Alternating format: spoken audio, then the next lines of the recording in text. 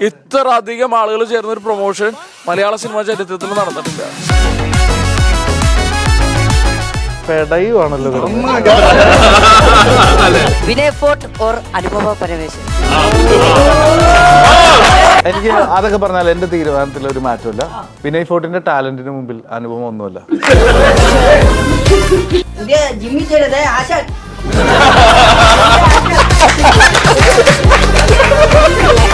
എന്തോ പരിപാടിയാണ് കാണിച്ച വെറുതെ അല്ല ടീച്ചറിനെ വേറെ രീതി നോക്കിയത്. ഒരു കാസ്റ്റിന്റെ കാര്യത്തിൽ ഒന്നിലും നമുക്ക് ഇപ്പോഴും ഒരു ചൂടാക്കി തന്നില്ല കരിമീൻ കറി.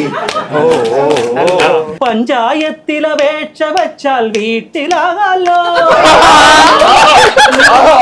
ചൊറിയൻ തുമ്പകൾ.